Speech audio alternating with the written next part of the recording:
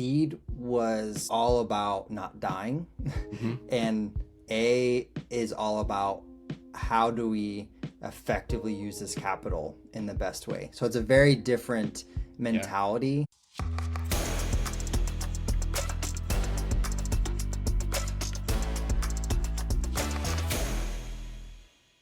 Jonni, thank you so much for making the time to jump on the Baremetrics podcast, and really exciting to finally connect. We've been having a conversation over the last few weeks and really just want to use this time to unpack how you're currently seeing things over at Resend and what do you think of the state of play of SaaS in 2025. So Jonni, if you want to kick off and give us a bit of a background about yourself and Resend, it'd be great. Yeah, man, Luke, thanks for having me. Super excited to chat today. Yeah, I've been in ops for a little over 10 years. It started out a bit unassuming. I was like a front end intern. I did DevRel and I was like moving around, did security, moving around the org. And the common thread was that I always wanted to go deeper into efficiency, like how teams work together, how did internal work bubble up into how the customers experience the company, the product, the services. So even though I wasn't technically like in an operator role, I had that mindset from day one. Yeah. And so it's been fun to then like kind of find my niche and then be able to start a company with the other co-founders. And that's been quite a ride. Resend has been like a dream come true for me in terms of being able to build a company from zero and be in a part of the market where there's so much growth, but it's also like super old. Like what's older than email when it comes to Right. the internet, right? It's like the Yeah. very beginning. So somehow we're trying to take this thing that's like ancient and give it not only a new skin, but like an entirely new experience Yeah. and meet the needs of folks today. So it's a really fun. I guess that's not an unusual play in modern SaaS, is to identify a legacy industry and run as a disruptor, right? What does Resend do in a nutshell that you believe fundamentally shifts how we use email? At the current state of email today, and by email, there can be a lot of kind of entry points to that. You might be coming from like, hey, I'm a consumer of email, right? I have my Gmail, my Outlook, my Superhuman open. That's great. You might be a marketer that's like thinking about sequences and marketing blasts. We kind of sit in the product email space. So a mix of transactional and a little bit of marketing when it comes to like broadcasts and product updates. But our bread and butter is basically helping developers integrate email into their applications. So think like email verification, reminders, anything that's kind of programmatic. So in the state of email, you basically have a lot of players that have been around for over a decade in a kind of a different generation of SaaS, and they've moved up market. So they're focusing on enterprise. Almost all of them have been bought out and have, kind of gone through that acquisition journey. And most of the time there's a ton of friction that's just unaddressed. We started from like the moment you land on our homepage to signing up to adding a domain to sending your first email.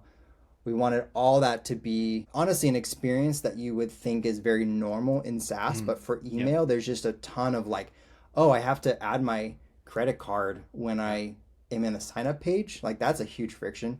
Oh, I need to wait 2 days for my account to be verified. There's a bunch of reasons why those exist. And so that's the kind of internal innovation we have to do to address those without adding friction for the user. So that's one like huge pillar for us, is reducing friction. The other one is thinking about like what is email infrastructure in a world of AI? Like now we have agents implementing, email backend and not necessarily engineers. Yeah. We have folks coming from Bolt, Lovable, V0, Replit that are building websites, building apps, and actually don't know what a database is or what transactional email is. Yeah. And so how do we build a product that's primarily for developers, but then like also welcoming this new age of developers that are not necessarily technical? And so we've been able to like pivot and assess where things are moving and address that, where we've seen some of the older players, like it's just hard to move a big company that's been around for 15 years, Yeah. So we can just move different. And so that's really where we're trying to find our differentiation. That's great to hear. I often liken that when I talk to other founders and they talk about either disrupting an incumbent or how quickly they can move. I often liken it to, as you grow over time, you become this like oil tanker in the ocean, right? And you're just big and you're going that one direction because you know that's the direction you need to be. Startups come along, particularly in this day and age, and they're a flotilla of yachts, right? All coupled together. But that means they can turn on a dime. And so Yeah. instead of having to have this big turning circle of an oil tanker, you can sort of pivot and adjust your course as necessary. Yeah. I think that's what you're getting to there, being able to be more agile, responsive to the needs of the market, particularly those, I guess what they're calling vibe coders come through now. And you're right, I had the same thing. I was trying to do a sort of couch to coder. I'm a non-technical, operations manager. I have enough to be dangerous. I know a little bit of, how to read SQL and do sort of queries and stuff. But I said, hey, I'm going to do like a couch to code sort of thing using Cursor, and I'll build just a little minor app. I got about 2 weeks in, and I'm like, I didn't know I needed, X, Y, and Z to start the project file or something like that. And I hit a wall real quick. But you're right, people build these things rapidly, and then the fundamentals are really what's going to get them to that next level. That brings me to 2 points, Jonni, when it comes to, like to talk one about sort of personally and then in the business. You mentioned at the start of the chat, you went from sort of being an individual operator in that operations role. You now have the opportunity and you're loving being part of a founding journey, building a company. What's been the biggest sort of personal shift you've seen between individual contributor and owning your own destiny as a business? I think as an individual contributor, you get the satisfaction of, um, in one sense, having a smaller scope. Like you probably have a specific domain that you're Mm-hmm. working inside of, and you get to see that domain move forward, and you often get to put your own name on that progress. And I think as a founder, you get a little bit of that when the company moves, but there's only so many like kind of milestones you can bring up as like we hit this or we hit that. A lot of it is things that you might have influence on, but it's not your name on it. You're Mm-hmm. actually, if you're successful, it's someone else that's bringing about that success. And so for me, part of the big shift was like, how do I have the same level of ownership of success across all the domains that I'm trying to move forward inside of Yeah, Resend, and yet not really get any of the credit for any of it. yeah, yeah. And I've Or it's not just been seek a the like credit, maybe, almost right? Not like understand you don't have to seek the credit because it's part of a bigger thing. Yeah. yes, exactly. And so you get to and I just became a parent. I have like a 3 month Oh, old now, and I congratulations. think Yeah. thank you. There's a similarity there for me where like there's nothing that I necessarily get to take credit for in my daughter, but when she's like learning, like making her first sounds and Yeah. learning to hold her head up, like it's very basic stuff, but like when she's getting to succeed, I get this kind of secondary bloom of dopamine for sure, Yeah. but also just like getting able to kind of partake in that success. So I think being a founder, like you're grinding a lot, you're owning a lot, but yet you're, in one sense, the goal is just for a bunch of other people to be Yeah. successful. And I think just changing my internal like appetite for putting my stamp on a piece of work and seeing that work go and make an impact, and now wanting to see that across a team is just a Yeah. different way of moving. Well, I think that speaks a lot to leadership more than anything else, right? It's like the idea that you're a servant leader now, that to lead the Yeah. organization versus contributing on an individual level. And you probably gather a bit of self worth from the success of the company more so than the success of yourself. I love Yeah. that parallel between family as well. It's really relevant, I think. And even the other night at dinner, my son, he's 11, he said a zinger of a dad joke. And I didn't have to say anything. I just reached over and gave him a high five. And I was just like, yep, my job's done. Proudest I'm good. moment, right? Yeah, I'm done. Yeah. So I appreciate that parallel for sure. This is another evolution we've spoken about. When does a founder become even a CEO, right? Because as a founder or a technical led founder, you could be an individual contributor, solving a problem, building code, Yeah. distributing it. And there comes a point in time, less so title change, more so mindset change, right? When you Yeah. have to understand that there's something now bigger than you that you need to be engaged with. You need to be able to step out of that role into something higher and Yeah. look at I often say you start with a little hand on a big map, right? You've got this massive market out there and you're just pointing at this particular part of it that you're building. As you get to CEO, you're starting to get big hand, little map, right? You're starting to look at the strategic landscape, what's out there in other worlds. So yeah, I agree. I think that's an interesting shift, and thanks for sharing that. I think if we now move to that business level, you guys went through a fundraising round late last year, raised some capital. How has that shifted your approach to business, and how are you now moving that flotilla of yachts into something bigger with that funding? Yeah. Yes. Seed was all about not dying. Mm-hmm. And A is all about how do we effectively use this capital in the best way. So it's a very different Yeah, mentality. Like, yeah, um, even the metrics that, one of the main metrics we looked at pre Series A was our burn rate, because mm-hmm. there's only so much cash that we have, and we got to validate this thing before we run out. And with A, of course, burn is still completely applicable, but the kind of core metric has shifted from burn to ARR per head. And we're like, now we want to make sure that as we're scaling the team, there's an efficiency to our headcount approach Nice. versus just like don't spend money as much as Yeah, possible. So yeah, a lot of things change. I think it not surprisingly, it makes us more ambitious with the kind of bets that we go after. So like, for example, earlier this year, we released new email, which was our kind of dipping our toe into what would AI look like for email building, not email mm, sending, but email building, which we have like an open source project with React email, which is how a lot of developers know us, being able to build email templates in React.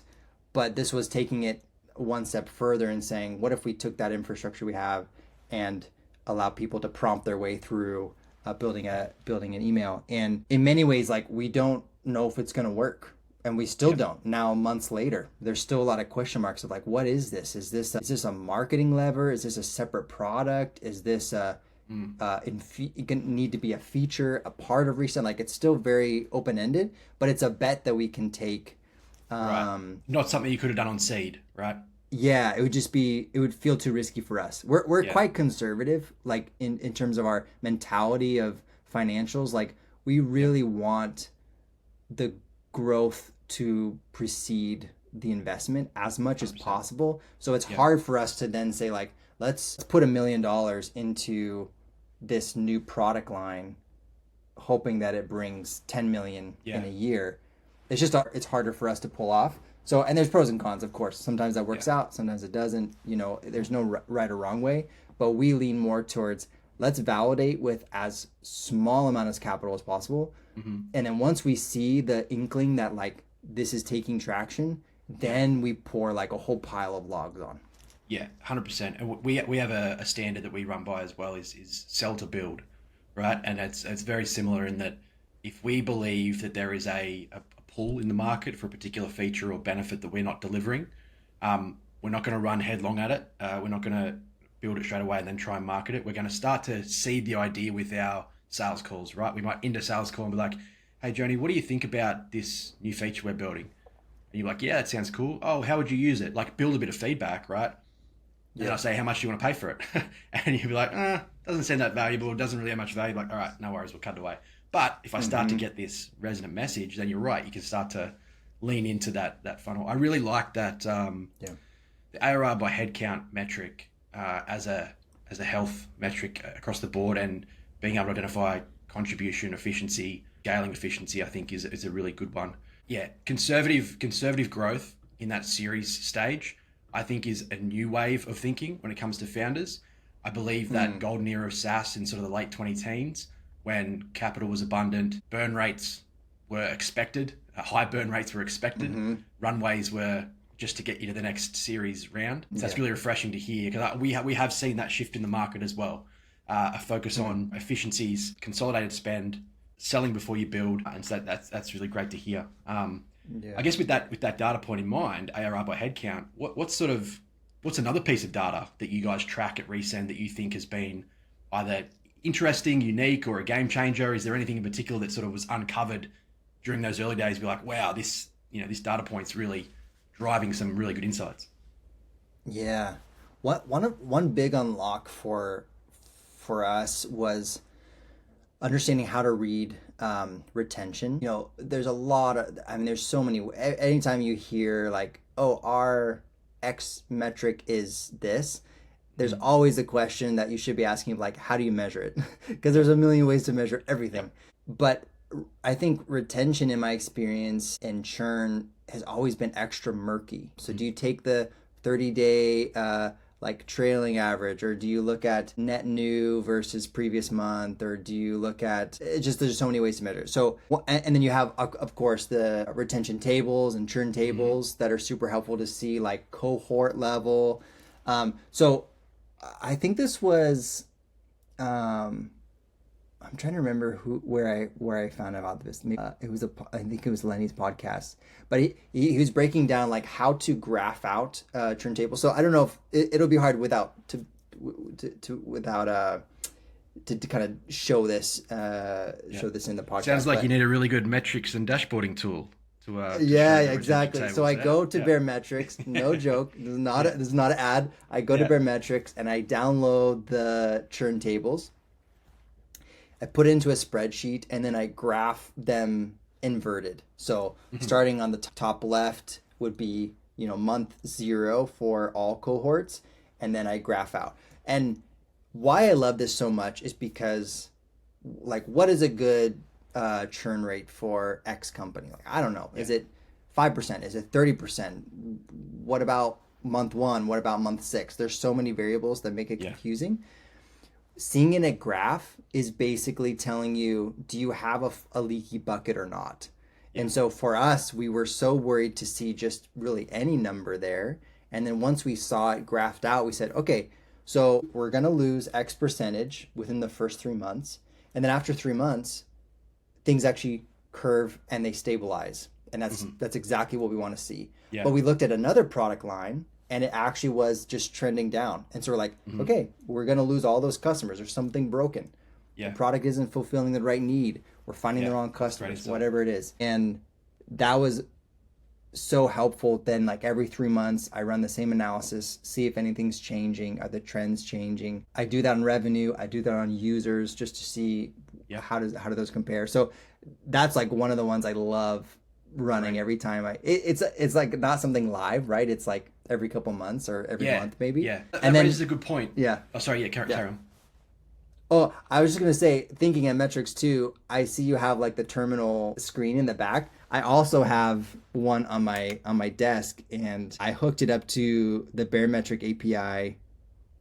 I don't know if I'll be able to flip it over. Did you create the private plugin? Because I've been hacking away at that as well. Yeah. I have like a whole dashboard here.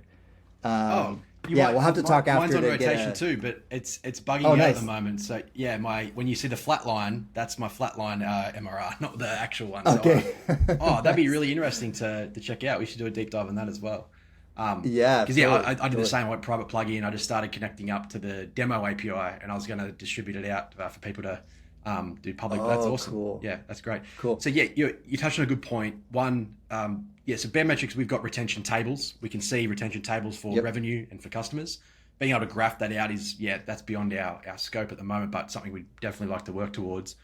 But interesting you call that out, because one thing I always harp on for when I'm doing any consulting with my clients, you always want to ask, so what, right? And so they see these retention tables, they know they're important somehow.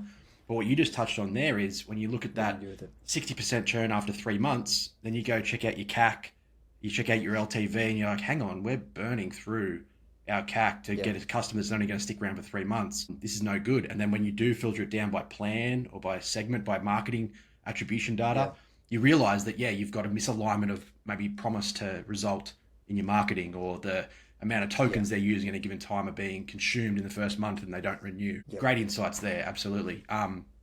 Retention over time, graphing it out by segment, by sub-segment is excellent.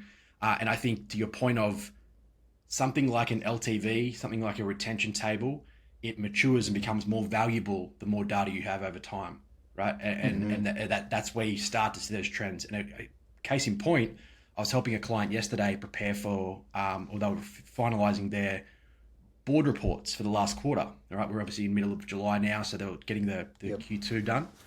And we were going through the retention tables over the last 12 months, and we identified that in March of 24, in particular, they had a 120% rev retention. So their cohort from March was growing over the first 6 months to 8 months. And we had this dark blue line for March and April, and we're like, wow, that cohort, whatever happened in that period, had some sort of impact. And we're like, do you know what it was? And he's like, oh, I'm not too sure. Let's go back through. We went back through sort of the operational outcomes for that year, and we found that they'd actually launched on Product Hunt in March. And so the cohort that was onboarded via the Product Hunt campaign was actually far stickier and more likely to expand than their standard funnel. And so we're like, great. When's your next Product Hunt launch, right? What was unique about that customer set that came through Product Hunt that made them more sticky, right? Getting to that, so what? It's one thing to say, great, we've expanded that cohort over the 12 months, but why? What was it about them that was interesting, unique, that drove that stickiness? That's a great insight. Okay, so revenue there's retention, something or there retention in too general. that like a lot of times we think that we only care about the numbers as they relate to the industry standard and wherever we find that, right? I mean, of course, there's a lot of places, people that are posting like, this is what your ARR per head should be, or this is what your revenue should be at certain moment of your product, or at a certain round, or whatever. There's all these standards. Ultimately, the metrics are indications of deeper things going on, things going well, things going poorly, things not moving. And so I think we miss the point if we only are trying to pursue like industry standards rather than ask the question of like, what is this indicating about our own business, our own product, our own services? And we sometimes just like glance over at that question. I agree. We offer benchmarks, but I often offer a word of caution to users when they are looking at benchmarks, because it's a great way to understand maybe where I should be targeting, but having a look at your own metrics over time is going to give you your own benchmarks to go from, right? And I think we have a few of our clients building in public and sharing their data on LinkedIn, etc. And one thing I've noticed is they'll call out something like, we have 25% churn. This is unacceptable, and it's not necessarily because it's unacceptable from the industry. It's like they realize that amount of churn is not sustainable once their rate of new customer acquisition starts to drop. So they address it in isolation, and they start with that. That's their benchmark. I'm going to get my 20% churn down to 10% by the end of the half. Another interesting one from our client side was they wanted to decrease their churn through essentially delaying cancellation or offsetting cancellation through the ability to pause. So they ran an experiment where they knew that their average monthly churn was about 20K MRR, and they believe their hypothesis was by offering a 3-month pause as opposed to a cancel, they would be able to decrease that churn, revenue churn. They weren't even looking at like churn rate or anything, down to under 10K a month. And so they're running a 90-day experiment. And this again speaks to your point of trends over time. They might see X amount of cancellations and X amount of pauses week one. It doesn't mean anything until that 90-day period is expired and they see whether that cohort actually does renew, right, and continues on, or whether they churn out after 90 days anyway, regardless of the free coupon. So yeah, I agree. I think benchmarking I think it's important to have a benchmark, something to work from, but it doesn't necessarily need to be looking over the fence, right? It can be internal. Yeah, that's a really interesting one. Great. Well, Jonni, I guess the other ones, we in Baremetrics, when we have a new release, or we have a big new client come on board, or a great feedback in success, we have a channel in our Slack where we sort of high five and hand out rewards and stuff like that. How do you guys celebrate wins at Resend when you get great feedback, good review, land a big deal? What do you guys do to celebrate? Yeah, actually, this is very fresh. We just started this week. So we have like one of our kind of like hairy, audacious goals for revenue, and we just told the team like every time we pass another 1 million ARR mark, the whole team goes to dinner. Nice. And for us, we're fully distributed, so we don't get to go together, but we tell everyone like go with someone you love. So it could be a friend, could be a spouse or something, but go enjoy yourself on us. Like we're all working hard to move that one metric forward. Um, and but I will say it's like it's quite tricky as a distributed team to celebrate. There's only so Yeah. far that like Slack is great, especially when you can kind of acknowledge Yeah. particular contributions across people. I mean, we have a kudos channel. We're always highlighting like things that Yeah. people are doing for each other. But in terms of like milestones, we have to get quite creative with like sometimes we've done swag around a milestone. Sometimes, yeah, we'll do like these dinners. Sometimes we'll just do like a really thoughtful shout out, but I Right. have to get a little bit creative. I remember, back in the office at my previous job, it's just a lot easier to be like, "Hey guys, like let's go to lunch," or everyone stand up and Yeah. cheer, or Quick whatever. Like, drinks. it just Yeah. was easy, right, in the office, but Yeah. you have to get a little bit more creative. I'd love to put a pin in that concept about remote work because I know you did a podcast on productivity and remote work. But on that point, 100% agree. We are completely remote as well. And I was previously, it's 7 years ago now, but I was in an office job. And yeah, Friday afternoon roll around, or we had we'd hit our targets and meet our quota. Hey, we're going to have a function this weekend, or we're going to go out for drinks, or we're going to go have a dinner. Same thing. What we've done in the past is yes, swag. We've distributed swag at certain revenue milestones with a bit of a call out to whatever that milestone might have been. Yeah, at home gift baskets, particularly in COVID. I was with another company Yeah. at the time, but we were hitting some really, really great goals internally. So we sent out some gift baskets to everyone, which was really well received. And I love the idea of the go out for dinner with someone significant. That's a really cool way to do it. We recently had a meetup in Tokyo. We've got a headquarters building in Tokyo as well. And that was the first time in about 5 years we were actually able to get everyone together. Really? And so we went out and actually had dinner together on a boat on Tokyo Harbor, and we cooked. We cooked a meal together on a little Japanese grill cool. on a low slung boat. That was really cool, and that was kind of our celebrate achievement of being together as a team and taking the chance when we had it to do it. Because like you said, you don't really get together that often when you're fully remote. Yeah. Well, I guess that's That's a awesome. good segue into that remote work question, Johnny. What are your tips for managing a remote team? Yeah, I mean, there's so many clear benefits to remote work. Of course, like commute. People can live where they want. You can hire anywhere in the world. So Anywhere. there's a ton of things I love about it, and we don't have any plans to go in person. No. I think the hardest thing, and there's a bunch of things that spring from this, but the hardest component of a distributed remote team is relationships. Mm-hmm. Um,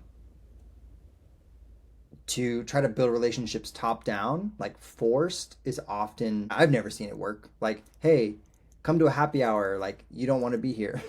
Like, I would Yeah. rather just go be with my family than like be forced at 4 p.m. on a Friday to like stand on a call, So trying to find like really meaningful connection points. And the reason why I say relationships, not only because they're hard, because I think that's the core of the company running well. Like when you think about efficiency, productivity, I think all that comes from the synergy of the team.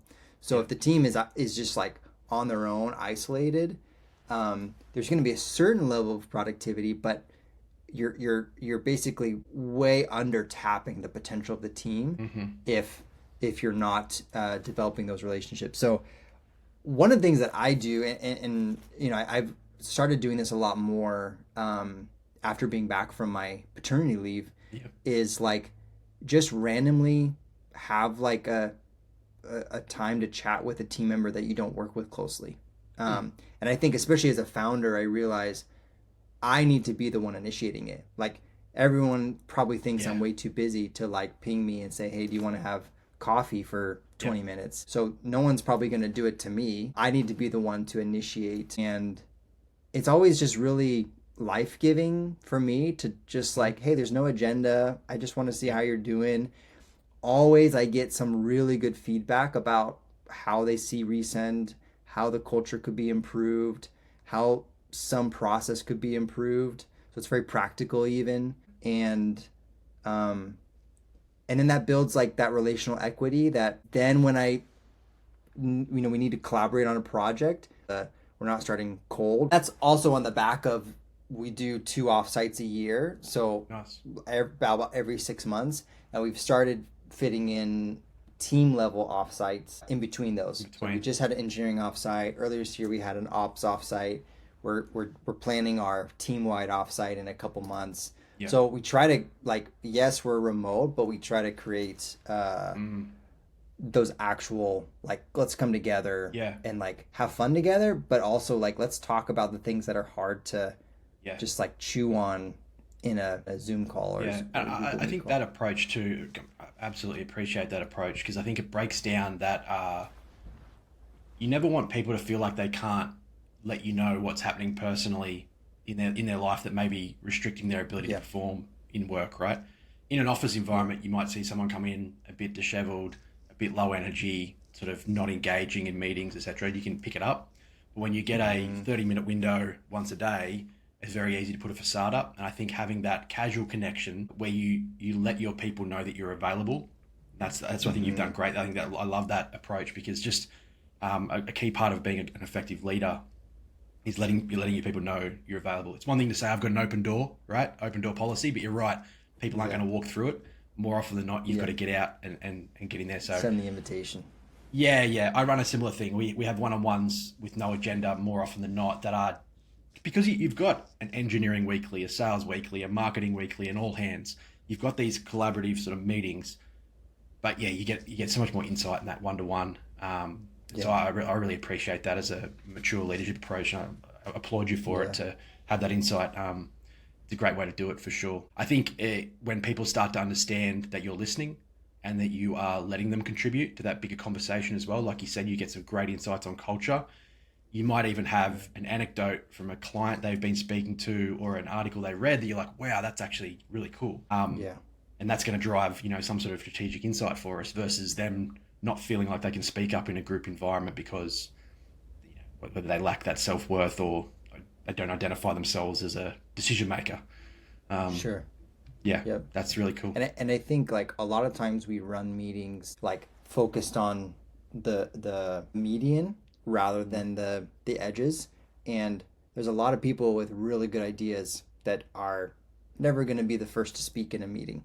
And so figuring out whether it's the way the meetings are run when you're doing that collaboration or it's the one-on-one, like especially for introverts, like Yeah. they're Oh, just yeah. oftentimes really they have really really good ideas. Like it Yeah. just the charisma and creativity are not always one to one, even though we Yeah. see people that are like have overflowing charisma and love to talk and are eloquent. It doesn't mean that they are the most thoughtful. And Yeah.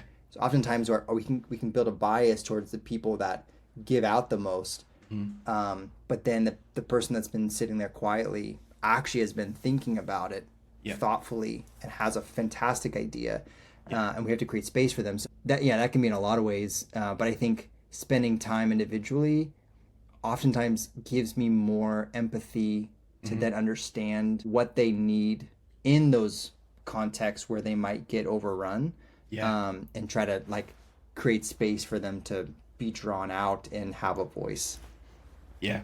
Yeah. I agree. I think the ability to make that space for people that are potentially working on something in the background. They say that the what is it, the noisy wheel gets the grease, but a lot of the Mm-hmm. time, yeah, there are other people in the background toiling away. I'm bad for that sometimes in that I am an analytical thinker in many ways, but I'm also reactive. So I say to my team, Mm. stand by, here's a good idea grenade, right? And I'll throw something Mm-hmm. out there that might be speculative, that might be completely out of the scope of what we can do. And I'll say, "Look, so what do you think? Right? But I'm very Mm-hmm. conscious of that now because beforehand I'd sort of shoot from the hip, ask something to be done, and then get reined back in and say, well, that's not possible. But now I'm more Yeah. like, hey, I'm preparing you for this. I'm going to give you something curly. Have a think about it, and then we'll talk about it later. Just yeah, make that space for people to absorb it. Um, Yeah. I've got two more sort of key questions. One from a Yeah. business perspective, then one personally. But you mentioned on LinkedIn, one of your quotes was being thoughtfully disciplined is just as important as working hard. That Mm-hmm. really resonates with me. Coming from a military background, part of what I bring to the table in business is being able to apply a disciplined framework of operational sort of excellence in order to get a result. Then from the business side of the house, we have things like building strategic differentiation, being better than incumbents, competitors. But when you are backed by funding, when you have really great early success and you want to build, run, it's just as important to know what not to do, right? What's your process for figuring out what's going to move the needle versus what you want to leave behind or not address? Even as tempting as it may be, how do you say, well, actually, no, that's not in scope? Yeah, it's so tempting. It's so tempting.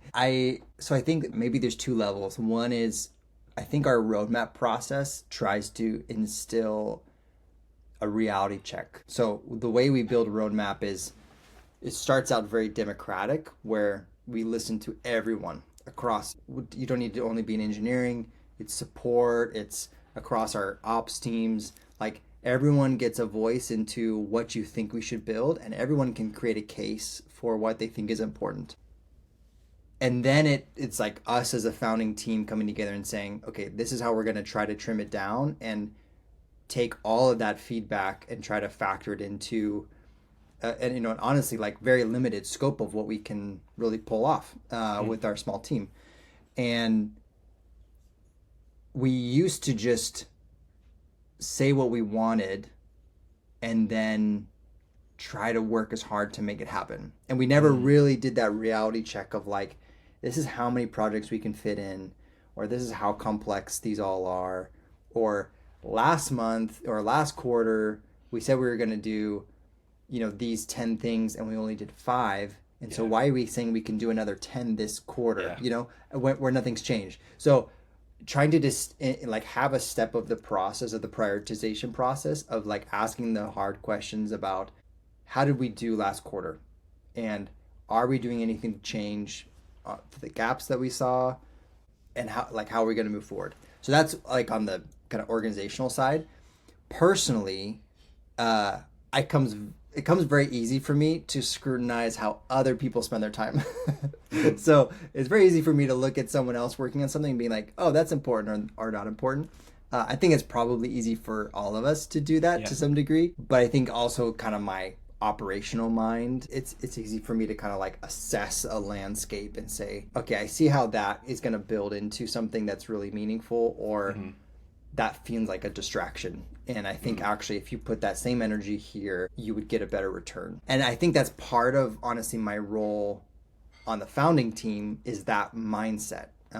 Because I'm living day to day in the financials and the numbers, thinking about kind of like the organization as a whole, where the other founders are deeper into the technical product side. And so finding the conversations to like bring all those perspectives together where they can do a lot more dreaming than I can, and actually understanding like what we need from an implementation perspective, and then I can bring the like, okay, so what you're asking is that we're going to spend on this launch week, all the work involved, and what else could we do that 500K? Like those are the questions that come to my mind, opportunity just cost, like, right?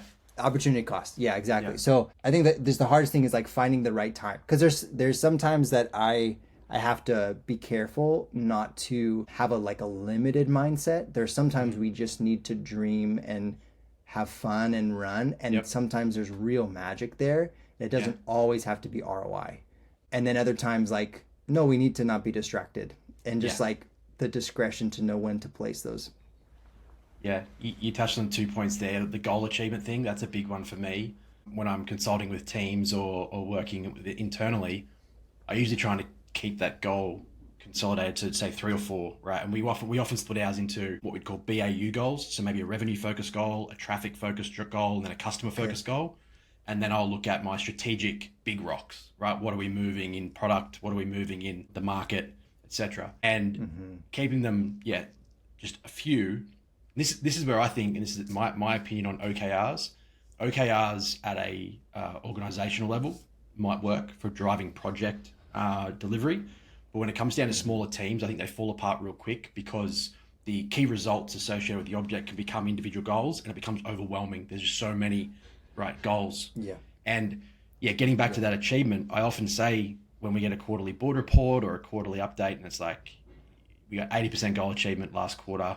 We're going to roll that goal into the next quarter, and it's going to stay there. And we're like, okay, but what are you doing different, right? You can't just set the same goal, continue the same operations and expect to achieve it. What have you done different, right? So what? What's going to change?